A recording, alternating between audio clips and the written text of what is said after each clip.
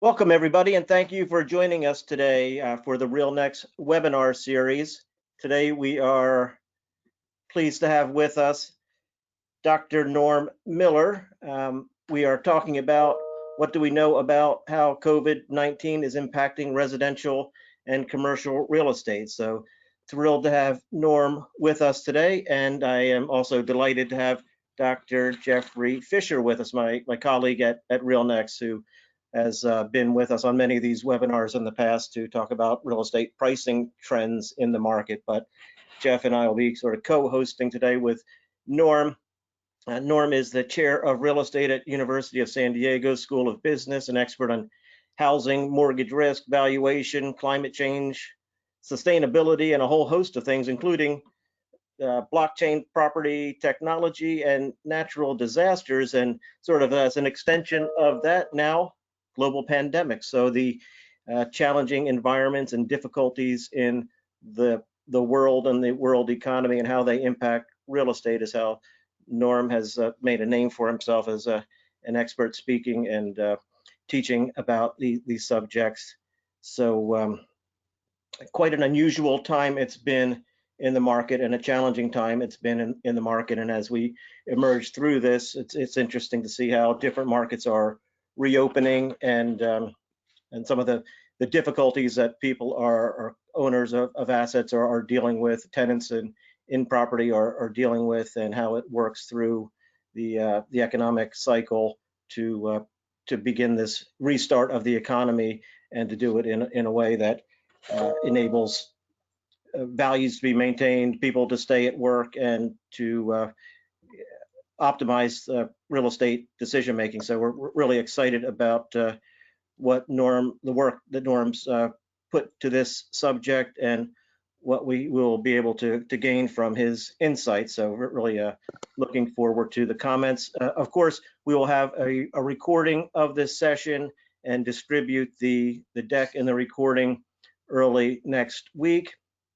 And if along the way there'll be some commentary that will be looking for your feedback, please use the comment box on the side of your screen, and at the end of the session we'll be open for Q&A, and I'm sure there'll be a lot of questions, so we'll do our best to field those questions as they come in.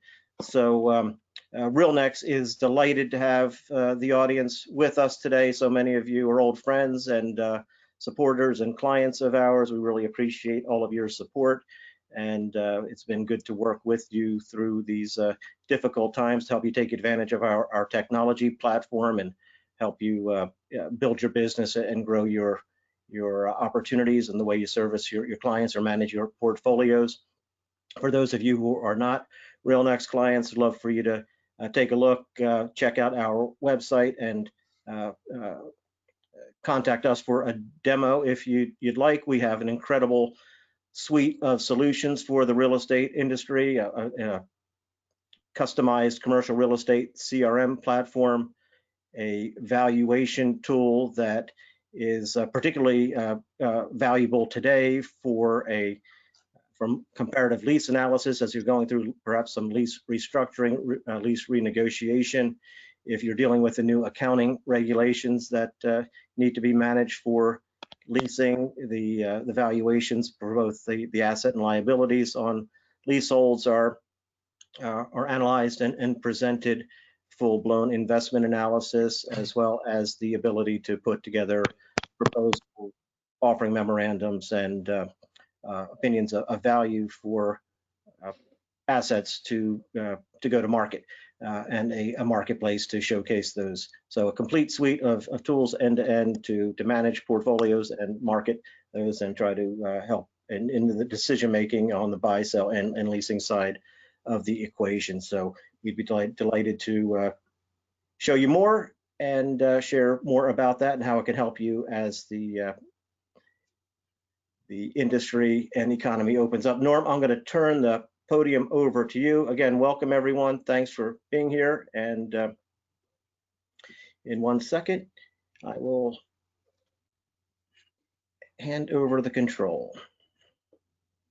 Such a long list of names here. I got to find Norm in the mix. There you go. You should have it now. Okay, I will show my screen. Perfect. It'll take me just a second to, okay. There you go. You got it. Jeff, do you Perfect. see my screen? Yep. Vernon Moore's Center for Real Estate, front and center. Well, thank you. Thanks for inviting me. Thanks to my alumni and students I see among the audience members. This will be an update on something you've seen before. Thanks to all the attendees. What I've tried to do here is put together and synthesize both the economics, the trends, the operational issues that I've been monitoring since the end of March on COVID-19 and the impact on real estate. I have to say that in general, since I've been doing these talks, I've gotten a little bit less optimistic, a little bit more pessimistic about the economy, and it's certainly a difficult circumstance right now that I will summarize here. Here's our current situation, July the 2nd, 2020. We've been locked in place for over 3 months, released, and now we may need to hibernate again as COVID-19 flares back up in several states. We have over 128,000 deaths in the US, and just taking the simple rate of deaths that we have in the US, 960 per day on average, that'll take us to 300,000 plus by the end of the calendar year.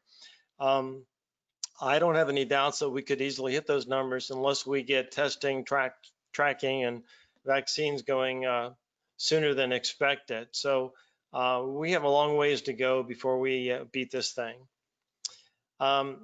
U.S. citizens are pretty much banned from the world as a result of the following graph that I'm going to show you on the next slide. We've totally blown the idea of testing and tracking. And you've probably seen this in the news. It's been all over the news in the last month, where the U.S. is compared to the European Union through the 24th of June. And of course, that's the reason why the European Union has said, don't fly from the U.S. It's a very difficult circumstance for both foreigners and Americans right now. The unemployment rate, the good news, we had some job gains last month. We're down to 11% unemployment officially, but underemployment is much, much higher than that. And 10 to 15% of the businesses are failing, and they probably will fail when the PPP money runs out. We're in a trade war with China, a cold war with nearly everybody. On the positive side, the NAFTA update just went into effect with Canada and Mexico, which may help trade with them a little bit. Meanwhile, the economic divide has grown worse, and it's now being ripped further apart as we have these street protests from those tired of inequitable treatment by the legal system or institutional racism. And that economic divide is, as we can see in our unemployment numbers, is getting much, much worse right now. Everybody's spending less. If you think about your credit card bills and you're not spending money on restaurants or travel or theaters or all those things you normally spend money on, maybe not even as much retail if you're not addicted to Amazon Prime, and you're on average slowing down your spending by 10, 20, 30%. And we take that 10% for all the households out there, and spending is 75% of our GDP. So take 10% of 75%, you get 7.5%. So in the next several months, just assuming 10% decline in spending, our GDP should decline 5 to 7%. And that's, of course, recessionary. Now, there'll be other positives that will offset that, but it looks like if we go into this shutdown mode again, and we continue to spend less because we're paranoid about having savings next time around, that alone is going to help push the GDP down and keep the recession going. So this is unlike anything we've had in our lifetime, unless you're north of 90 years old. You've not seen anything like this. Some other economic signals that I'll go through before we jump into real estate: interest and stock signals. Inflation is relatively low, but interest rates are even lower, so we have negative real rates. And now negative real rates are a good thing if you want to shrink our exploding deficit by a few million, but of course it's only having a small impact. And there's no reason to think that interest rates are going to shoot up that much over the next several months. Historically, now we would expect high inflation. It would be surging with all the money supply we're putting into the economy, and interest rates would follow from that. But labor's had very little negotiating power for the last couple decades, and with automation and global competition still intact, it still will not have much negotiating power. And so with overcapacity and little labor negotiating power, there's no reason to expect inflation to kick into high gear for the next year or so. We are likely to see some asset bubbles. Why is that? Well, let me show you another graph. This is a sector by sector analysis of stock market trends by industry. And the little white line is where they should be priced based on interest rates and PE ratio fundamentals. And you can see that they fell in March of this year, the little black line, and then they shot up, and then they fell again a little bit, and now they're back up. And they're pretty much across the board in this red sector. So according to any kind of fundamental view of the world, as opposed to a psychological way of figuring out the stock market, they seem to be overpriced. Or it could be that money has no place to go. You want to avoid bonds because any increase in interest rates are going to kill their value, and they're so low right now. Or maybe the sports bettors have moved into stocks because they have no sports to bet on. I can't fully explain this, but the stocks seem relatively high priced unless you think we are permanently in an economy of very low interest rates from here on out. So this happens to scare me, and keep that in mind when you're thinking about real estate, because it's all relative. And fixed income and bonds also scare me. And so maybe money has no place to go in the stock market, and the same might be true a little bit for others in the real estate market.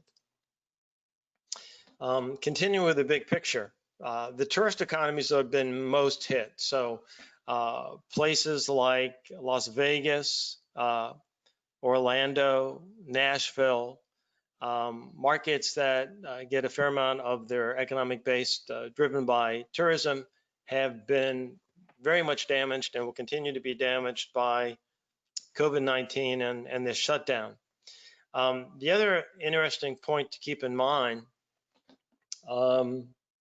is that a lot of the layoffs have not happened yet. The government layoffs have not happened yet. The university layoffs have not happened yet. The numbers are going to be revised that we heard about even this month in June. The numbers are going to be revised again. And when we do hire back, we never hire everybody back. So keep that in mind. Anytime you lay off 100 people, you're going to bring back 80, 90% of them. But 10% of them, 15% of them that were kind of marginal on their productivity, maybe you thought that they weren't pulling their weight, they don't get hired back. So we never have a deep V come back in employment. It's always a bit more of a Nike swoosh. It always takes time, and it takes typically a year to 2 years before you would rehire back everybody that you had before. And of course, those might be new people.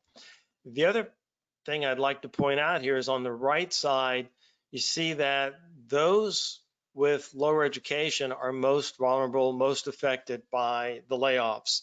If I did this by race, you would see African Americans and Hispanics much more affected than others. And so these are the vulnerable groups. This is part of the economic divide that we're getting, this spreading of benefits as we work through this recession and fighting this virus impact. Now, with respect to real estate, there was some interesting research that came out from PREA in April that showed that if you had a 1% change in employment, it had an impact pretty much parallel to that in the same year on the NOI of retail property and multifamily property, somewhat linear and proportional, but a lagged effect that was even greater on office and industrial. So if, as an example, we go from 3% average unemployment in the prior year, just to keep the math simple, to 10% this year, a 7% loss in employment, that would imply in office a 14% decline in NOI the following year. And that would imply for retail an 8% decline in NOI or multifamily. So that's the kind of relationship we have. It's not taking the worst number of the year, but the average number of the year for this effect. But this is based on historical changes in employment. So employment obviously matters for supporting the net operating income of property. And the net operating income is probably much more important to watch than the cap rates at this point in time. This just was released by Black Knight yesterday. Collateral Analytics did this analysis on the U.S. single-family housing trend. I wanted to just spend a minute on the single-family market. In March, at the end of March, the listings of single-family homes just dropped off the map, went down by 80–90% in most markets. And because we had lower listings and less supply and less demand, nobody wanted to look at homes. We had very low sales in May, and some markets were more affected than others. So if you look at markets like Las Vegas, Clark, Nevada, Miami Beach area, Queens, big city type markets, there was a dramatic drop off from May to May in terms of sales. Now, here's the interesting thing. Interest rates continue to drop. The single-family fixed-rate mortgage 30-year is around 2.94 right now. That's amazingly low. The jumbos are about 100%, 100 basis points higher. But the low interest rates and some of the households that decided to try to take advantage of that resulted in some of these sales coming back. So here are the sales numbers for the same markets, June to June, in this orange rust color that you see next to the blue bars. And so we see that some markets like San Diego, which were dramatically hit in May, came back and they're only 8% down now. Some of the markets came back much faster than expected. A few remain sufficiently behind, well behind prior years. And nobody is positive, that is, nobody is positive compared to the year before. But June, we did see sales come back a little bit, but still the volume is lower than normal. At the same time, I would point out prices. They're mostly flat right now. And that's because mostly it's an interest rate effect. But when these benefit checks run out, the lower half of the market that is more unemployed, we're going to see defaults and foreclosures pick up, and that's going to affect the average prices. So I would say with respect to the single family market that the upper half of the price range is not going to be affected much. And the bottom half of the price range is going to be affected as this unemployment rate continues, especially affecting lower income households. It's going to come up with funny numbers on the averages when they're reported by the media, and you really need to segment the market to know what's going on. Some of the longer term questions on residential, is demand going to shift from high-rise urban to private suburban, where the supply has been more difficult to add with supply barriers out there in many markets? To some extent, we've started to see that. The other related question are will we shift from the high cost CBDs to the lower cost areas? And again, we've started to see that. Markets like New York City, San Francisco have had higher vacancy rates in their CBD, and they've been increasing faster than the suburban markets. We've also seen some demand shift from the high rise towards the suburban because people did not like hibernating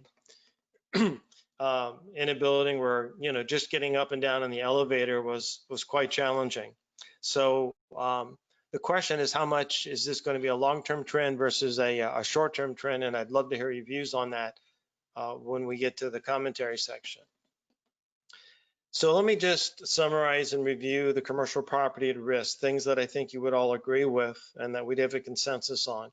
Most impacted negatively: hotels, senior care, airport and tourist-oriented retail. Student housing is less productive. Now, even if it's 100% occupied, most of the student housing is running at 50% capacity, one person to a room instead of two to a room.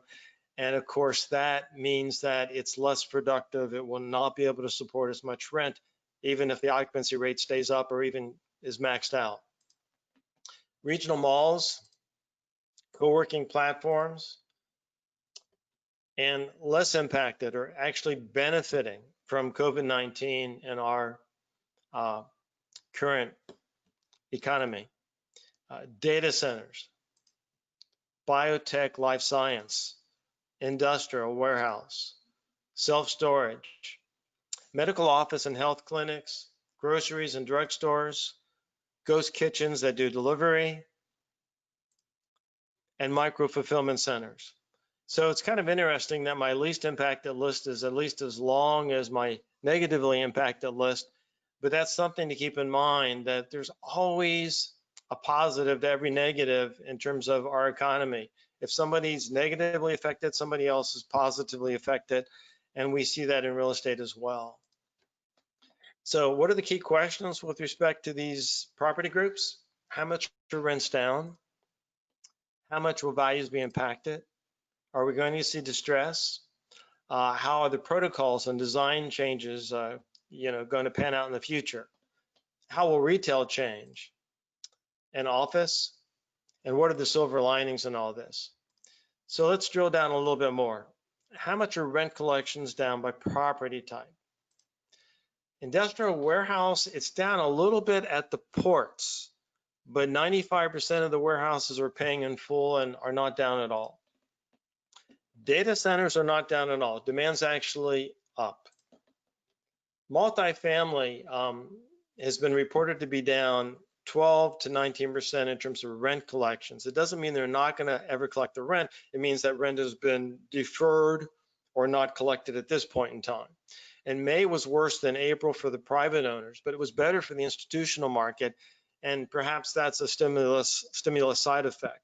It could also be that the institutional market has better quality, higher class multifamily, people that know how to tap into the unemployment forms, the bonus checks, the PPP money.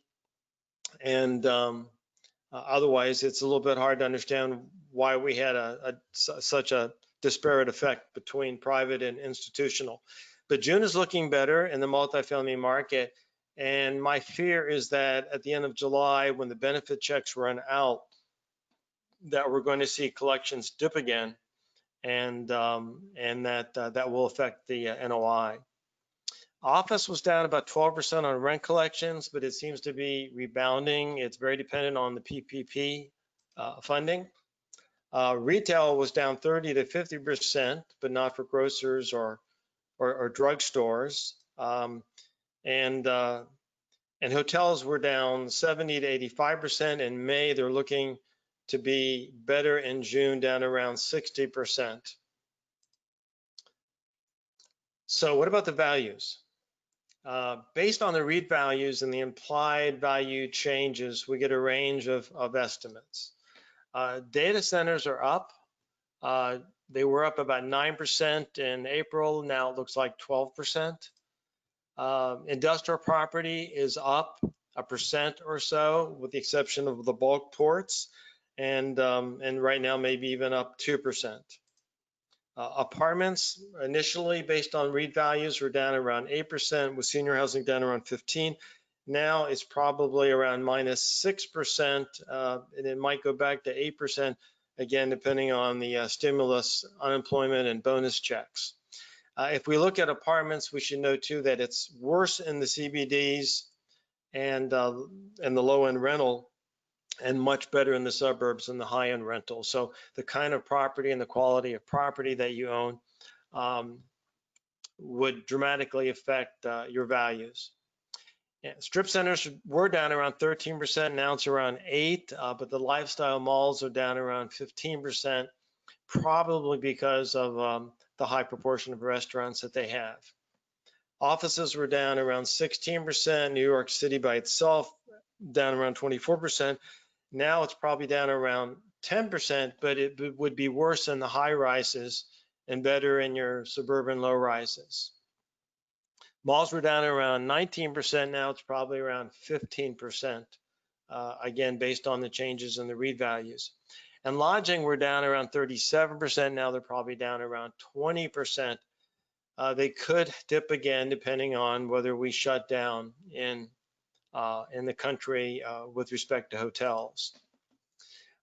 It's kind of difficult anyway to know what the values are, and these rough numbers that I just went through are very crude because the volume is so much lower than it was a year ago. The numbers from Real Capital Analytics show that the volume May to May for hotels was down 90%, retail more than 80%, and the same for office and apartments. So with such low volumes, we don't have as many deals to know what the properties are really worth. And what's very clear is that buyers and sellers disagree on value. Sellers apparently feel that this is temporary enough that on a long-term basis, their value shouldn't be hit that much. And buyers, of course, are looking for distress type pricing, and the two simply disagree. And so volume will remain down until we have some consensus on this. Are we going to see distress? Well, there's a lot of money out there betting on it. $60 to $100 billion has already been raised in 120 plus funds. More is going to come. 20 billion has been pulled out of open-end funds, but this is certainly a lot of money looking around for distress. We will see distress among the highly leveraged private owners. Doesn't matter what the property type is, hotel, retail, even multifamily. If you're highly levered, if you were at 85 to 95% leverage, or you're in a tourist city, really nailed, you're going to have distress in those markets and those property types. Multifamily benefits a little bit more, and that 50% of it is financed by Freddie and Fannie, and that's more stable money. The borrowers of the CBS funds, there's about 450 billion or so out there that are at risk. We could see 100 billion or so default possibly. Currently 10% are in arrears, so that's around 45 billion. And it's difficult to modify those loans compared to banks and insurance companies. So that's certainly one place we're going to see distress. And next time around, borrowers are going to think twice about taking out a CMBS loan because it's a little bit harder to modify. And that's something that we haven't necessarily priced into that market. Single family is definitely going to have distress. Again, it's the lower price tier, and it's going to be based on unemployment that I expect to hit the last half of this year as those benefit checks run out. And one other point here on distress is that traditionally we've tried to buy the real estate directly from firms that had a lot of it, like JCPenney's, Macy's, Sears. And the plan was just to try to buy from them distressed real estate. Right now we're seeing some of the large public investment funds out there, or large funds, consider circumventing that direct buying and buy the public company itself as a way to get at the distressed real estate. So this cycle, we might see attempts to take control of those companies as a way to get at the distressed real estate, which will mean that you'll have to wait a little while before the BlackRocks and others parse it out into the market. One of the concerns that we have with respect to values is regulation, and is there more on the way? So in 2019, we did see a number of states passing rent controls. More recently, we've seen rent forbearance required for tenants.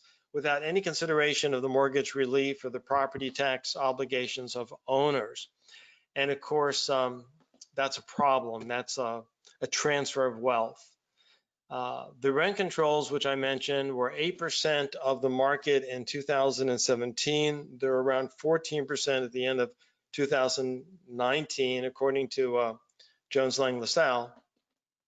And of course, the rent controls and imposing rent forbearance, it exacerbates the distress. It transfers wealth from the owners to the tenants. And this is a concern. So if you're in a market with rent controls and rent forbearance, you're certainly going to see more distress in those markets and less supply in the future in those markets, which will make those housing affordability issues even worse in the markets that have rent controls or rent forbearance legislation in them.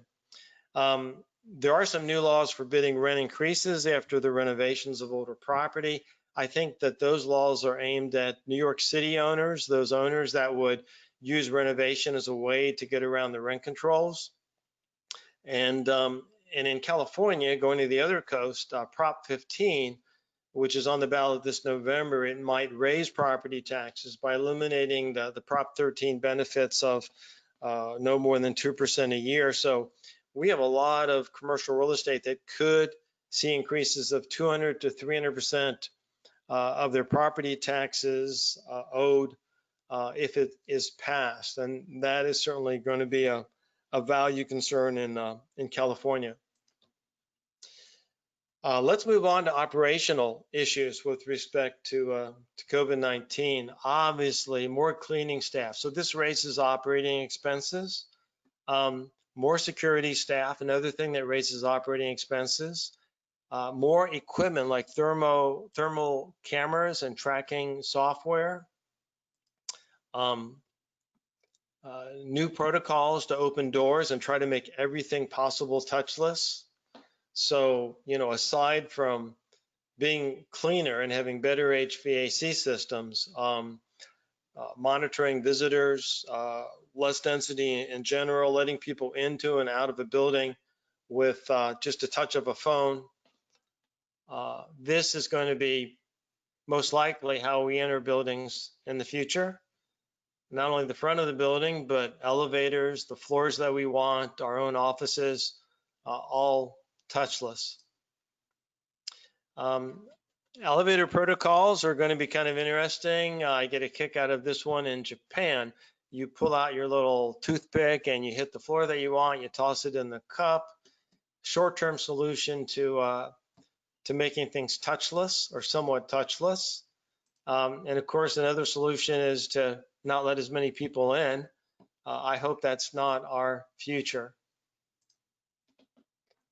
There's lots of new choices for building owners, managers to make.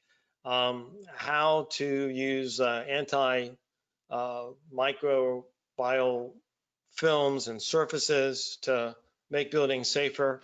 And there's a whole host of vendors trying to tap into that market right now. One of the ones that we're going to probably see more of is the filter systems for HVAC. And these new systems can clean the air similar to what they do in the biotech life science buildings, even to the point of capturing molecular level contaminants. So we're definitely going to see a big investment in HVAC along with touchless protocols. Let's drill down just a little bit by property type, looking at multifamily, retail, and office. Short-term headline that we saw about a couple of weeks ago, June 19th. It was a Zillow economic research report. Who says you can't go home again? 2.7 million adults have moved back since March. So I looked at this headline with my granddaughter, and she looked at me and she said, duh, most of those are probably college students. And I said, oh, yeah. With the universities closing down their dorms and their housing, I wonder if this is really as sensationalistic as it sounds. So it turns out that 2.2 million of the 2.7 million were college students, and they had to leave the dorms to student housing. So this 2.7 million adults should really be a much smaller number that have moved back home. But we always see people doubling up, moving back home when they lose jobs. And so it's no surprise that we would see 500,000 adults doing that. These college students, of course, are more than happy to leave homes and jump back in the dorm, even if they go to online classes next fall as a way to get out of the house. So if that is permissible, that's where they're going to go. What do you see here?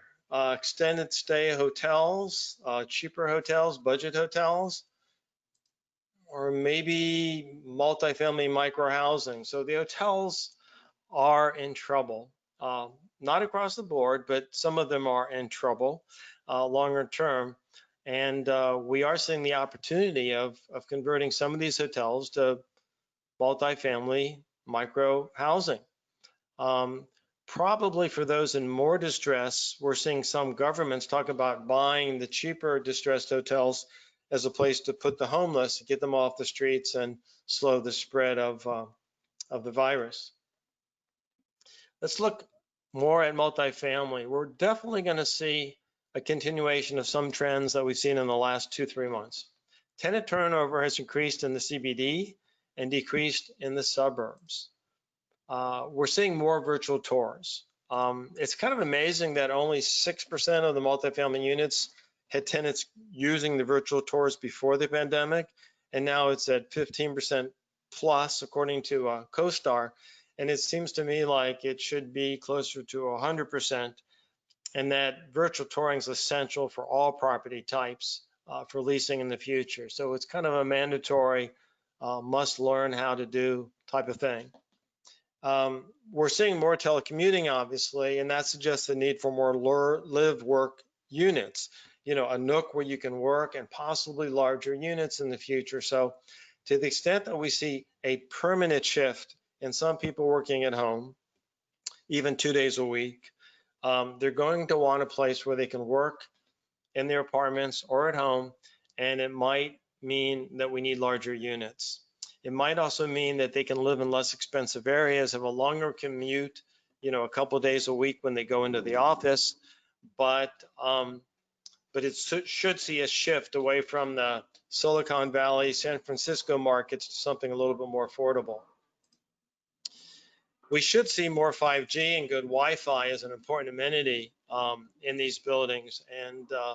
And those of you that have had iffy Wi-Fi know just how important that is. Multifamily is also seeing more cold and hot storage units for receiving deliveries and micro fulfillment centers. So what do you see here? A closed down, outdated department store? Or maybe a micro fulfillment center, or maybe multifamily housing, or both. A trend that we might see in the future. So how's retail going to change and restaurants? We've accelerated e-commerce by 10 years. Restaurants need to de-densify currently by law in most states by 50%. So in order to have the kind of productivity that they need to pay their rent, the early bird specials to get you to off of that 7 and 9 p.m. peak dining time slot. You're going to have the 6, the 5, the 4, the 3. Maybe you'll have early bird specials starting all day long. If you're willing to go off peak, you know, have breakfast and lunch and dinners at different times to spread it out until we get a vaccine and we move back to full capacity. Less eating equals higher food prices and less rent in general. Meanwhile, outdoor space is gold if you are in a market where the weather permits it. And of course, we're seeing more delivery and more ghost kitchens as a way to provide food. One of the key questions for the retailers is how to accommodate curbside pickup. And that's a challenge. If your store cannot open, but you're still selling things, you know, reserving spots out in a lot, keeping people out of it, that's one of the property management questions they're dealing with right now. A few more retail trends in general. Department stores are dead. This would have been true before the pandemic. Sears, JCPenney's, others are in trouble. Meanwhile, CVS is adding more medical and optical services, and Target is expanding in locations that include CVS and Starbucks and groceries, obviously going after Walmart, but trying to do even better with the services that they're expanding with the partnership with CVS. Meanwhile, the highly leveraged restaurants and the mom and pops are at risk, and 25% or so of them are probably going to go under if they haven't already within the next 12 months. And for some of them, the last nail in the coffin is the civil unrest that has made it risky to have a retail property street level in some cities. Most of the surviving retailers are going to be hybrids with both online and in-store provision of goods. So how will office change? Obviously, we've had more telecommuting, and we will have more telecommuting in the future. We've learned that some people can be productive. Others want to be in the office to escape, but it's clearly a permanent trend for some firms and some people. Some of the firms out there like Nationwide, Facebook, and call centers are moving to more home-based work and doing it on a possibly permanent basis. And most employees say they're ready to work at home part of the time if they have a quiet environment. If they have young kids and don't have a quiet environment, then obviously that's a challenge. We are seeing at the same time more staggered and flex work schedules, A, B, C teams, and people come in on certain days and they work with your team. And that's something that we're probably going to see a continuation of. And in general, less density, more partitions, sleeves, separators. The social gathering part of the rework platform is pretty much gone. And so co-work, I believe, will continue, but not with the same amenities and not with the same social gatherings anymore. And if you have relied heavily on WeWork as a tenant, you're at high risk. And that is a platform, again, that has to morph and change with the times. Now, there's a lot of reasons that we still need to go to work. We still need mentoring, brainstorming. We need that serendipitous encounter where you can ask a colleague a question that you didn't feel comfortable asking in a group setting, but you'll do it by the kitchen or the water fountain. We need socialization, team bonding, collaboration, escape.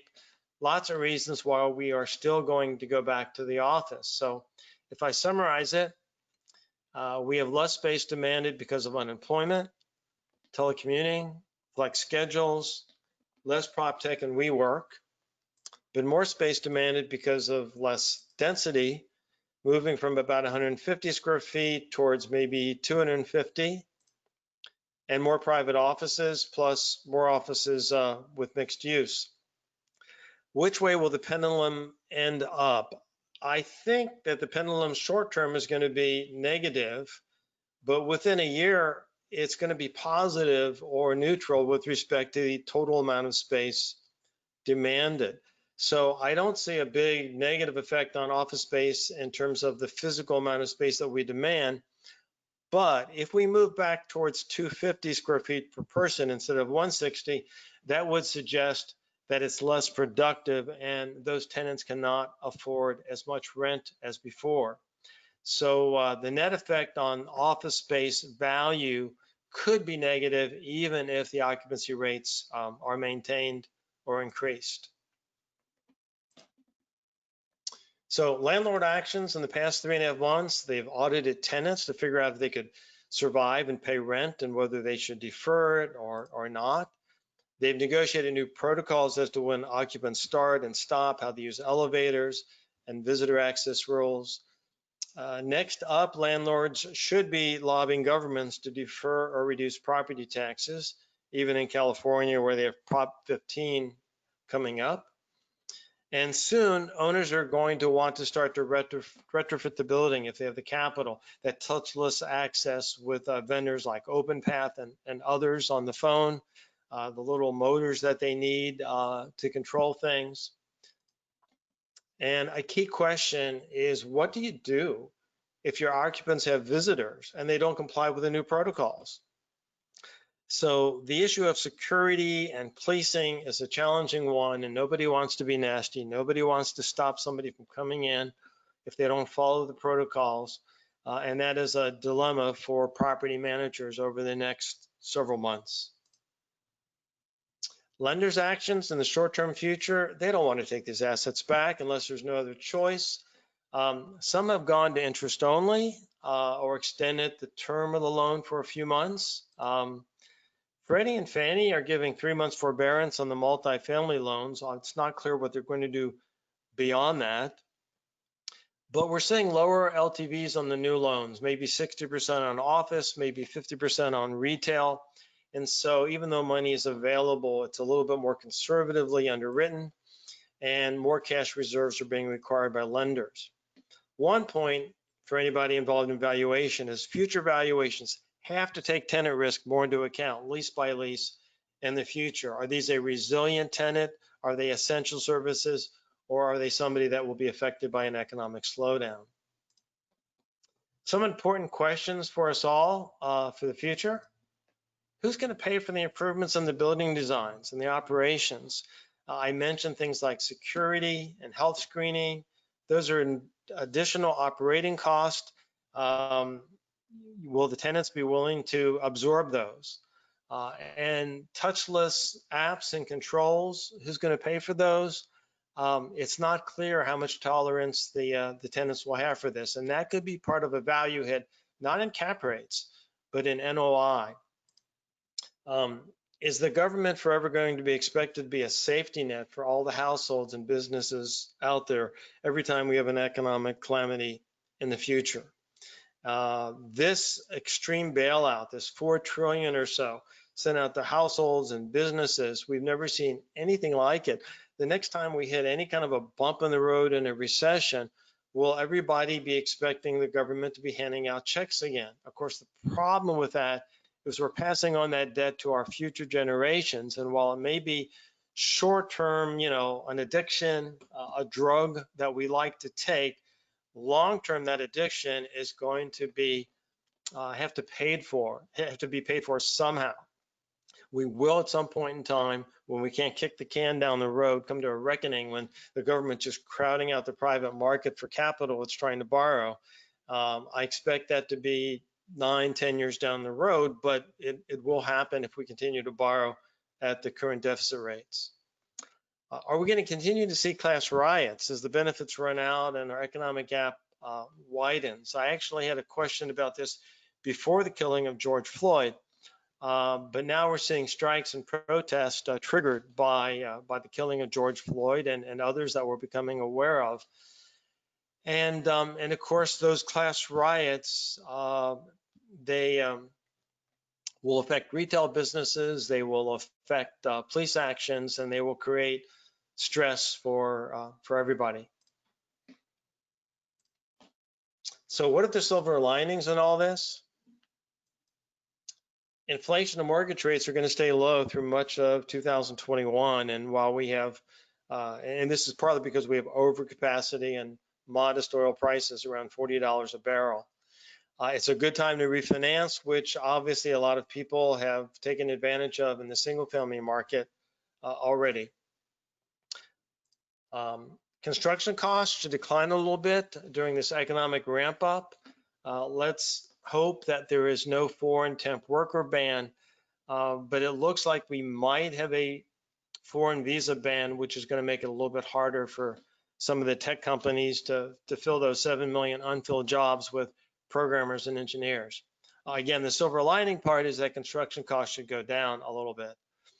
At the same time, there's going to be distress opportunities. Some of it's going to be circumvented by the big firms buying the public companies directly and then releasing the real estate later. But there will be some single family distress out there and some highly leveraged opportunities in retail and hotels if you can reposition those properties. We have some property types thriving: data centers, biotech, warehouse. And another silver lining is households and businesses are going to keep more savings in the future. And they're going to be more resilient next time we have a recession. The problem with this, of course, is that it slows down the economic recovery because you're saving more and spending less. The plus side is that you'll be more resilient next time. Building retrofits are going to go through the roof. So if you can be part of an industry that is retrofitting buildings, HVAC and touchless facilitation, you're going to do well. Another silver lining for some of us, working at home part-time doesn't make you a second-class citizen anymore. You don't have to wear ties often or at all. You don't even have to wear socks, and that might be a silver lining for some. And this is a good spot to wrap it up and take some Q&A and comments and hear what you guys think. My only plug is check out the University of San Diego Master of Science program if you get a chance. And I will leave it there. Jeff, Finn, do you have any questions that you want to bring up? That's great, Norm. Thank you very much. It's a lot to digest in a short period of time. We do have a few minutes left for Q&A. I will mention that I didn't at the top of the program, but will now.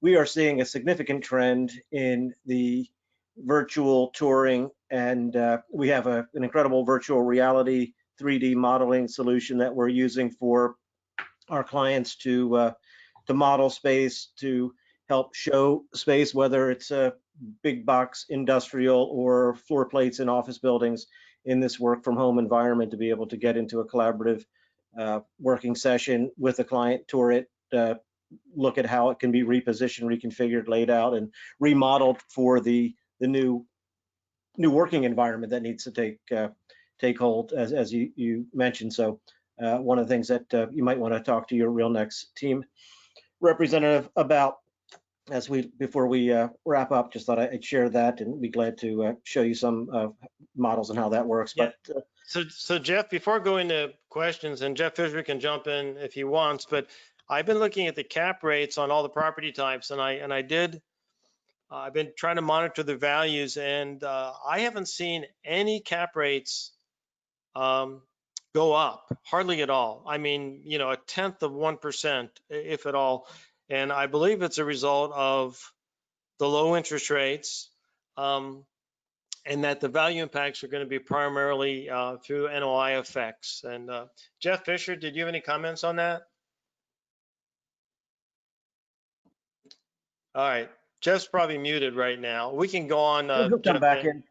Yeah, but I think it goes along with the stock market spiking as it has. I mean, there's so much money in the market looking for yield, and when you're comparing it against no return to get the return that you get in real estate as a long-term investment, a short-term yield at long-term, even though it might be facing some current headwinds, it certainly is.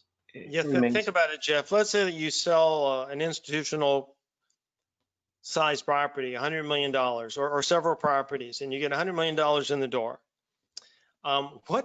What door do you want to go through to place that money in? The stock market might scare the bejeebies out of you right now. Yep. Fixed income is paying nothing. Money market is negative real rates.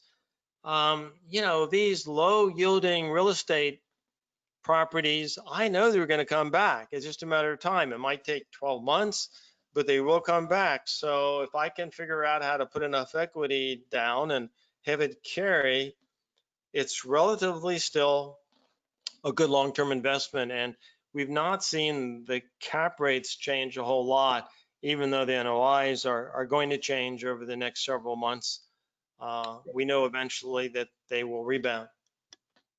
Exactly. And one of the things that we found, and Jeff Fisher mentioned in the last couple of calls, even at the low level that our cap rates are at, they're still much higher than other global markets. So when you compare New York to Tokyo or London or Singapore, Yes, and it's in still fact, from a global flow of capital, our pricing is attractive, yeah, in as it is fact, for bonds. the Chinese and the Canadians are buying a fair amount of single family housing in the United States, and they are still buying some commercial property, not as much as before, but they're still buying some, and it's precisely because of what Jeff was talking about. Our yields are still higher than what they're seeing, and our risk is probably lower. So quickly, Norm, you talk about where we're at today and all of the impacts, but the biotechs are feverishly working to find a vaccine or remedies or other mitigants to stop the spread or the impact of COVID. How do you see the recovery or the impact to real estate as vaccine is discovered, or something that just limits the hospitalization or the fatality levels, and to make it more of maybe a normalized type of flu Yeah, well, disease? there's one of two or three things that could happen. Keep in mind that of all the flus that we've had in the last century, we've only, or all the viruses that we've ever had, we've only wiped out smallpox and 99.9% of polio, and all the others, including the Spanish flu, have never been totally eradicated. Right. So the odds are we're going to have to live with this virus or some variations and mutations on it for a long time. So it's going to work its way through the population and affect us. And that's one alternative. We lose some people. We work it through. The death rate is 1 to 2% in that range, and of course it's much higher for those that are 65 and up. But that's one scenario. Another scenario is we come up with those preventive measures and that vaccine, but if you believe the science, it takes about a year before they can find it, produce it, roll it out. So we're still looking at probably a year before that works through. It's hard for me to imagine that we stay shut down to the extent that we were in April for that entire period of time. So I believe that science will eventually come to save us in some form of prevention or vaccine, probably within the next 12 months. But it doesn't look like it's going to be quick, and it looks like we blew the chance to test and track and isolate people. And then some Americans are just stubborn and obstinate, aren't they? They're just Well, it's really they going want to their be, freedom.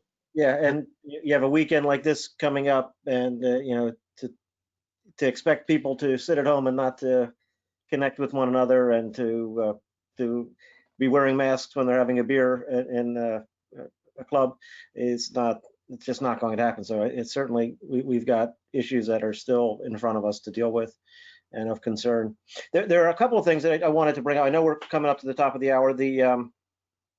You talked about this precipitous decline in residential, but many of the audience were commenting, and we've seen there's a supply and demand imbalance. So even as the transaction level has declined, as you pointed out, the supply is limited. There's bidding wars for property, and it's really tough. And related to that, one of the questions is, are secondary markets, and particularly markets like one came in from Boise, are they going to see a net benefit? And are certain secondary markets going to see be winners versus some of the major markets with higher density? Absolutely. Yeah, I was trying to get back there, but it's a ways back.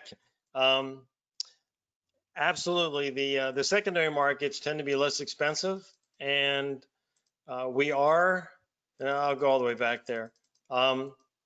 We are seeing a little bit of an exodus from the high expensive cities, the New York cities, the San Franciscos, the Silicon Valley, and And that is going to benefit the less expensive areas, both in the suburbs or the second tier cities that, have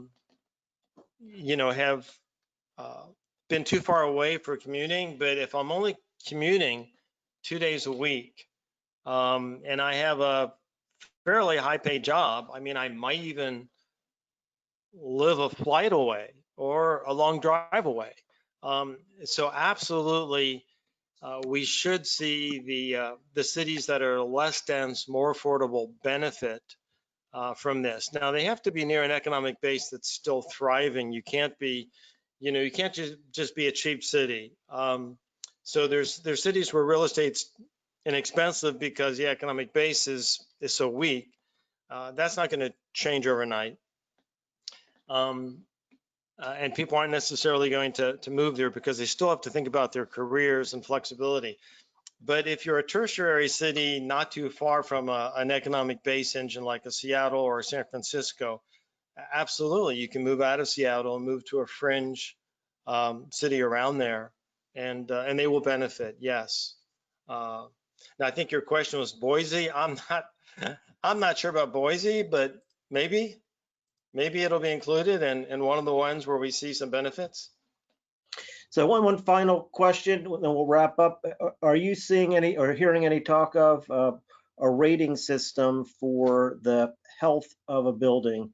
And obviously, you mentioned a number of different touchless and air quality and other conditioning, reconditioning of properties to make it viable. So I mean, there's going to be a minimal level of viability, but do you see a scoring of those properties coming?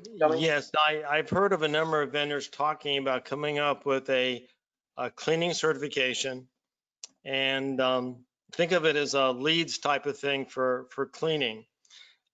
We also have firms out there like Healthy Buildings Inc. that monitors air quality and will tell you over several measurements what the quality of the air is. And firms like that are now seeing more attention and more business. So I don't know what vendor, what group, what nonprofit's going to come up with a cleaning certification system that sticks. But it does make sense that tenants and occupants want some kind of assurance that a building is well managed and clean and safe, and somebody's going to be reviewing the protocols and the cleaning systems, and maybe it's somebody in our audience right now thinking about starting that business that's going to win that game. But I haven't heard of any leading players there, but I've heard of a lot of people talking about the need for it, and I'm sure that it will exist in the market by this time next year. With that, Norm, thank you very much. That's great. Thank you, audience, for attending. We really appreciate it. Check out RealNex VR. Check out the suite of solutions. Just send me a note or go to our website and ask for a demo and a trial. We'd love to talk to you and help you through the transition in the market to use technology to your greatest advantage to deal with the many challenges that we're all facing, but the opportunities that are also presented in the market today. So we do appreciate your time. As many of you have asked, there will be a blog post and a recording. And Norm, if we could use your deck and share the deck. I know many have asked for that as well, but certainly the recording will be posted for everyone early next week. And with that, we'll wrap it up. Wish you all a very, very happy 4th of July. Norm, you were going to comment? Thanks, Jeff and Jeff. Awesome. Thank you, everyone. Great weekend, and thanks again for joining us. Bye-bye.